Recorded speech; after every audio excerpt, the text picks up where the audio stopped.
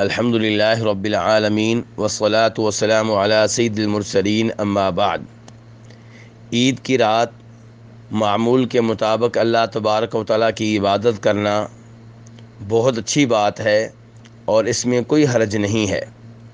لیکن اگر کوئی آدمی اس وجہ سے عید کی رات اللہ تعالیٰ کی عبادت کرے کہ آج عید کی رات ہے اور عید کی رات کی خاص طور پہ اہمیت ہے، عید کی رات خاص طور پہ عبادت کریں گے تو اس پہ کوئی خصوصی طور پہ فضائل ہیں اور ثواب ملے گا، تو اس بارے میں گزارش ہے کہ 2 روایتیں بیان کی جاتی ہیں۔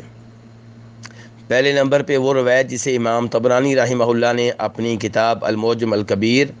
اور المعجم الاوسط میں روایت کیا ہے کہ جو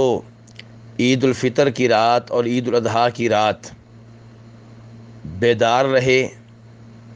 اس کا دل اس دن مردہ نہیں ہوگا جس دن لوگوں کے دل مردہ ہو جائیں گے۔ یہ روایت جو ہے اسے شیخ البانی رحمہ اللہ نے اپنے سلسلۃ الاحادیث الضعیفہ میں من گڑت قرار دیا ہے، وضع کردہ قرار دیا ہے، اور اس کی وجہ یہ ہے کہ اس کے نقل کرنے والوں میں ایک راوی ہے عمر بن ہارون البلخی۔ یہ ایک کذاب اور جھوٹا راوی ہے۔ امام یحییٰ ابن معین اور دیگر کئی ائمہ کرام نے اسے کذاب یعنی کہ اعلیٰ درجے کا جھوٹا آدمی قرار دیا ہے، تو اس لیے اس کی بیان کردہ اس روایت پہ کوئی اعتبار نہیں ہے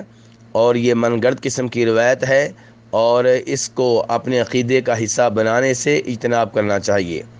دوسری روایت وہ ہے جسے امام ابن ماجہ رحمہ اللہ اپنی کتاب میں روایت کرتے ہیں اور جس میں یہ آیا ہے کہ نبی علیہ السلام نے فرمایا جو دونوں عیدوں کی راتوں میں قیام کرے اللہ تعالیٰ سے اجر و ثواب لینے کی نیت سے، اس کا دل اس دن مردہ نہیں ہوگا جس دن دوسرے دل مردہ ہو جائیں گے۔ اس روایت کو بھی شیخ البانی رحمہ اللہ نے بہت زیادہ ضعیف، ویک، مشکوک اور ناقابل اعتبار قرار دیا ہے۔ اس لیے عید کی راتوں کو معمول کے مطابق گزارنا چاہیے اور اس وجہ سے ان راتوں میں عبادت کرنا کہ یہ عید کی راتیں ہیں اور یہ کہ ان کی کوئی خاص اہمیت ہے، یہ غلط ہوگا۔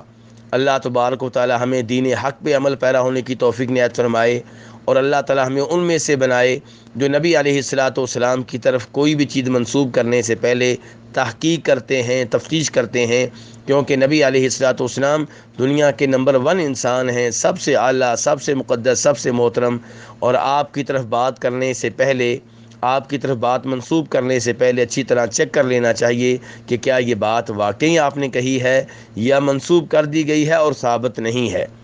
تو عید کی راتوں میں عبادت کرنے کے جو فضائل ہیں وہ آپ کی طرف منسوب کیے گئے ہیں لیکن آپ سے ثابت نہیں ہیں۔